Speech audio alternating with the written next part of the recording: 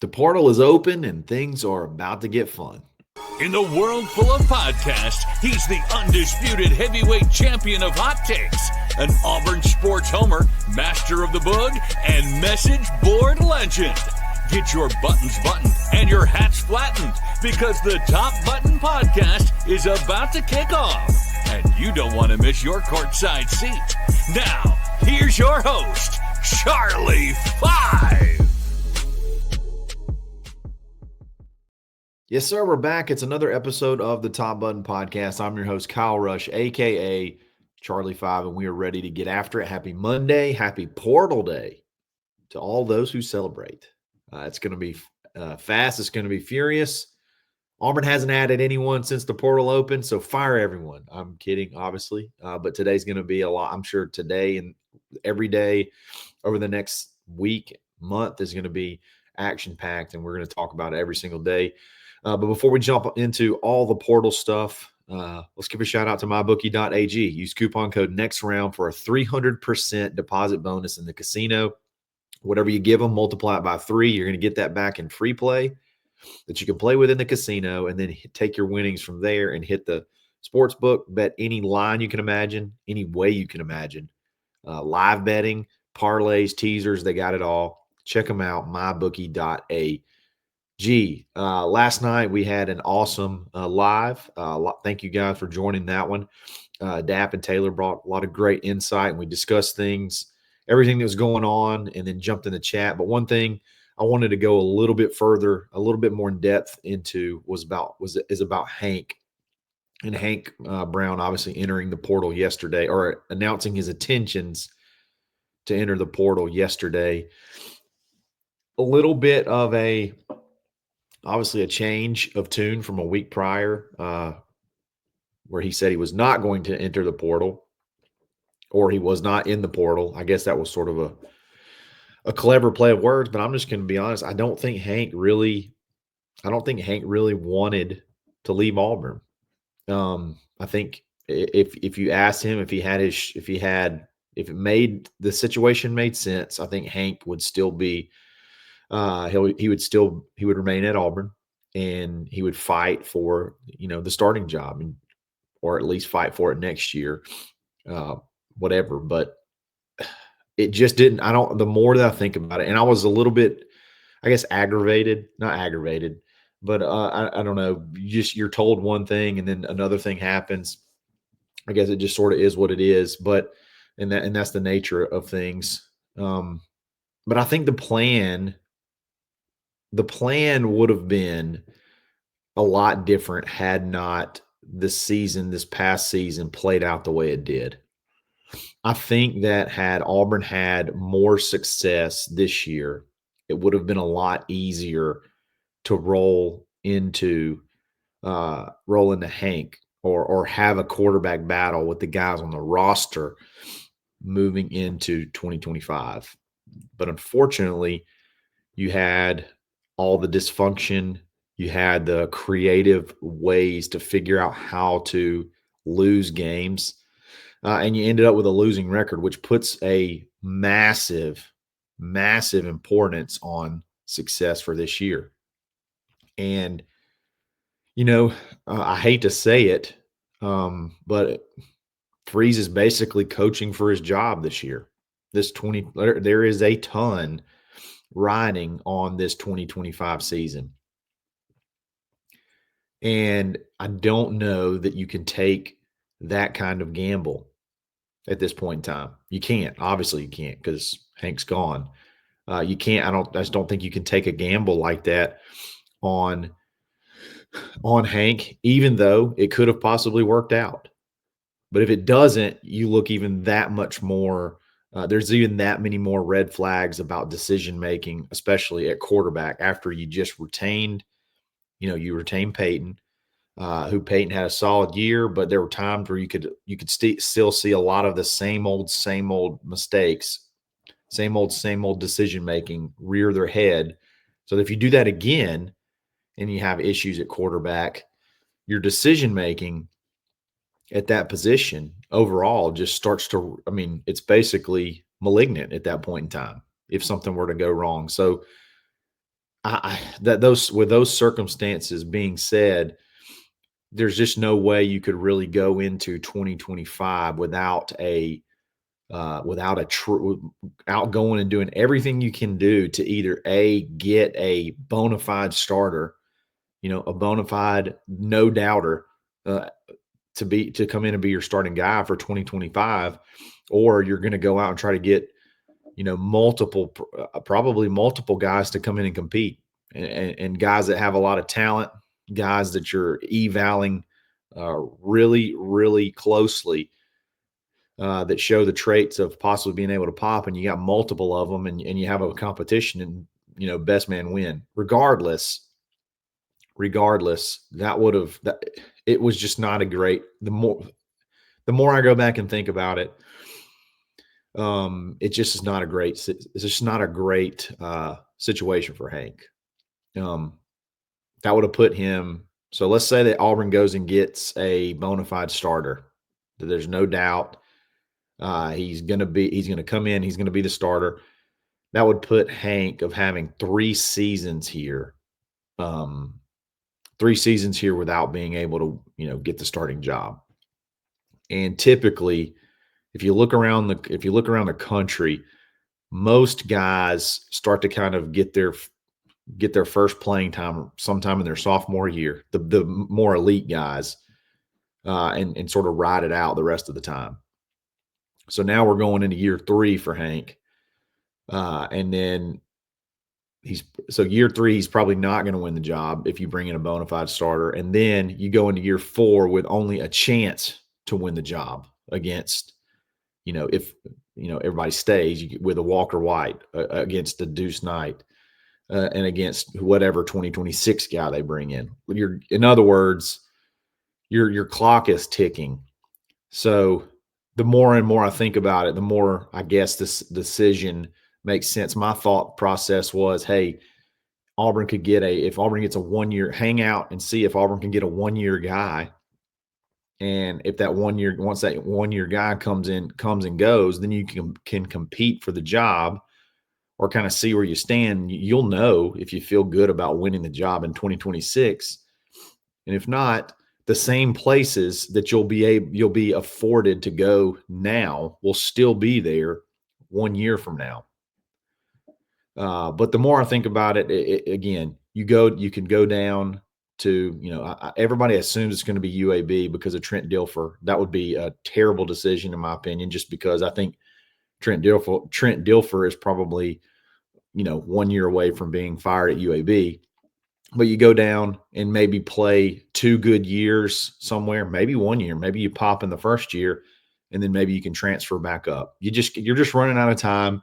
And the more and more I think about it, it makes sense. It's just, unfortunately, the way things played out the first 2 seasons of Hugh's tenure, the premium on the 3rd year just doesn't afford the I guess, the flexibility to just roll with one of your guys that's unproven.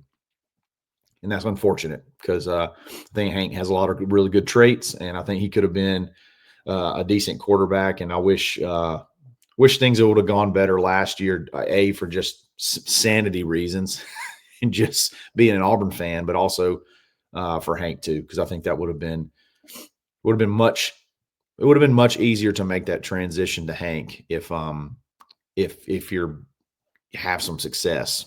You know what I mean? If you'd have had some success, it'd have been much easier to roll forward. But it is what it is. I just wanted to talk a little bit more about Hank because we didn't really get a ton of time to talk about him last night. And he's by far the biggest name that's gone into the portal so far. Speaking of names that have gone into the portal, we're going to talk about that in just a second. But before we do that, we got to give a shout out to our boy Ford Stokes with Active Wealth. Sign up, go to retirementresults.com/plan, get a custom free portfolio analysis. It's a $1,500 value in most places. He'll go through everything. You may already have stuff in place. You may not have anything in place. He can analyze what you got, and he can take, if you don't have anything, he can take your needs and everything that you got going on and put you on the path to success, to help you stretch your dollar as far as it possibly can go, because you've worked so hard to save it. So Check him out. Tell him we're Eagle. Tell him we sent you.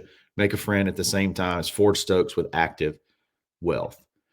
Auburn has had 9 guys total so far that have announced their intentions to enter the portal. So as we sit today, only 9, I say only, not 9 guys have at least informed Auburn, have informed the staff, have informed the world, basically, that they once today opens up, their names are in the portal. They can be contacted. I imagine they have agents, people acting on their behalf that are probably got some ideas of where they could go. Those guys are Hank Brown, Holden Garner. So Auburn's down 2 quarterbacks. So you have Walker White and Deuce Knight. So obviously the premium is going to be on bringing in 2 quarterbacks. It doesn't mean they don't like Walker White. It doesn't mean they don't like Deuce Knight. Nobody you bring in every year, nobody you bring in is a complete 100% reflection on how you feel about the quarterback room, because you have to have 4 quarterbacks. So it doesn't mean they don't like Walker White. We got to get past that. Okay. You got to have 4 quarterbacks, no matter what. No matter what, you got to have 4 quarterbacks. So you got the 2 quarterbacks.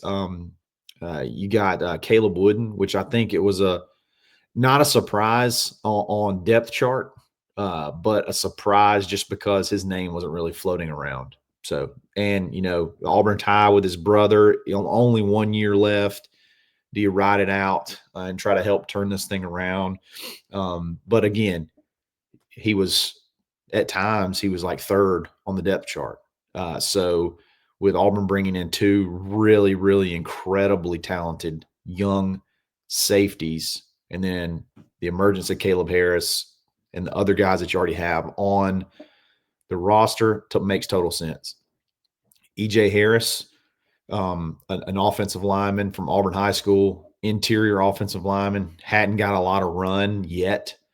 Doesn't surprise. Again, he wasn't on one of the lists that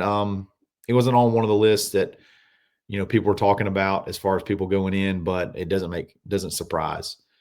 Caleb Burton, that one was expected. Hasn't been able to really break through. And I think he's had some discipline stuff, issues as well, stuff he's working through. So that one was not a shock. Camden Brown has not had discipline issues, has worked his tail off, just hasn't been able to break through. So I think he's got 1 year left. That one was not a surprise either. Gage Keys, we got him from Kansas. It looks like he may be going back to Kansas per Alan Head, one of the insiders over at On3.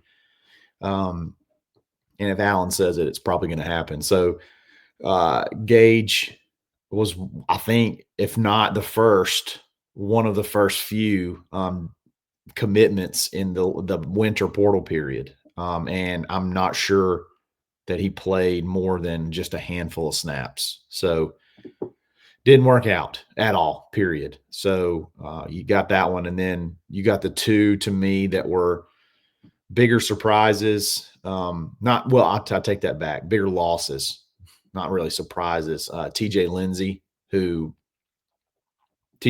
makes me the most sad, I guess, out of everybody, because I just think he had a chance to be really good.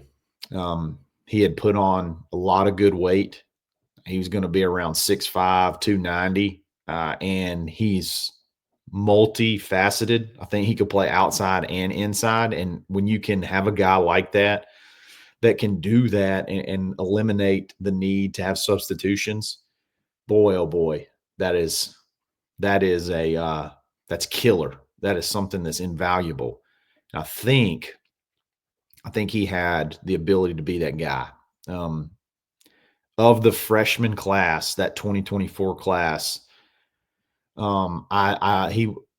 was one that I expected to go into the portal just based off of some intel that I gather. But I think for the most part, that class is going to stay relatively intact. I think the quarterback, what you do in the portal at quarterback is going to make a big deal. But for the most part, other than obviously TJ Lindsey, I think you're going to keep the biggest core of that class intact. But it still doesn't make losing TJ Lindsey hurt even less. I love defensive linemen. You just brought in a bunch of defensive linemen, but again, he was here, he was big, and there was a pathway. He was going to be a factor at Auburn. I want to something about TJ that I don't think people remember or understand is he was at IMG Academy, but he's from Arkansas or somewhere around Arkansas. So imagine you go away for high school and you go away again for college. I could see the homesickness there. So I would watch out for Arkansas there. And I think Arkansas is going to get a really good one. And I think he's going to be really good at Arkansas. He's going to be frustrating. So that's going to be definitely some. Luckily, we only play them, I guess, in this new setup. We play them next year, and then we don't play them for 2 years. So he's going to definitely. I imagine he would probably get into cracking if he goes to Arkansas like expected. I imagine he would crack into the lineup pretty quick, and he could be an issue for us next year. But TJ Lindsey, hate to lose that one. And then Micah Riley, we've talked about him. Kind of a shocker. Auburn's going to need to bring in probably 2 tight ends, depending on Brendan Frazier's status. The returning senior, if he returns, I think there's some questions on his eligibility because I think he did sign under Gus. He may have signed in that 2020 class. I can't remember, which was when Gus was fired and he was committed and stayed, or maybe they went and got him. I can't remember exactly how that whole thing went down, but there's questions on if he has another year. If he comes back, maybe you only need 1 more tight end, but he's had some issues with injuries. So you at least 1 tight end, maybe 2. But out of those 9, I think if you got to lose 9 guys, I think you're happy. Or let me rephrase that. You're okay. You've dodged several bullets if those are the 9 guys that you lose. Now, I assume there's probably going to be a few more, but if you had to say, hey, you're losing 9, you're going to lose 9 players, I would say that for the most part, if those 9 are the 9 you lose, you're at least a little bit, you're okay with it. You don't want to lose anybody, but with everything that's going on, I think you're okay with losing those guys. Nobody that's going to affect you in 2025. Now, you got to change some plans in 2026 and 2027, but nobody that should affect you in 2025. So what do the numbers look like? What should we expect as far as how many people that we add in the portal? How many more should we lose? I think that's a great discussion to have. I think you got, depending on how the eligibility works, you had anywhere from 20 to 22 seniors. And so obviously all those guys are gone. Could you lose Dylan Wade to the NFL? Dylan Wade has another year. I think in an ideal scenario, you'd love to have him come back if you can get you have to. There's no if, you have to. You'd love him to come back and play on the interior. That was the plan this year, and you had just some really unfortunate luck. Percy Lewis just wasn't either able to get up to speed, didn't want to, or maybe just it was a miss on an evaluation. I think there was guys they had ahead of him that they wanted. You had to have a tackle, and you brought him in, and that was the plan was to have Dylan Wade inside. So if you can bring Dylan Wade back to play inside, I think it'd be a little bit more enticing for him to want to come back versus come back and play left tackle out of position, even though he's serviceable out there. That's just not best for him for his career moving forward in the NFL. So I think, if he were to bolt, add that to the numbers. So now you're somewhere in the neighborhood of losing 22 to 23 actual players off this team, seniors or junior. That would bring you to 22 or 23 seniors or draft eligible kids leaving off this team. What happens with Brandon Frazier? I think he's coming back. So if he comes back, that's great. If not, obviously add that number to the total we just mentioned. You've lost 9 players in the portal so far. Probably going to lose another 3 to 5. So maybe you're looking at a 12 to, anywhere from 12 to 14 kids in the portal. So you're looking at a total of you're looking at a number around 32 to 35 kids that you're going to lose from this year's roster, from seniors graduating, draft eligible, possibly going into the draft, and then portal, somewhere around 32 to 35 kids. Okay. You've brought in 25 high school kids. 21 of those will be here in January. So you'll have 21 of those 32 to 35 spots filled in January. Then that leaves you somewhere in the neighborhood of 7 to 10 spots in the portal, probably leaning towards that 10.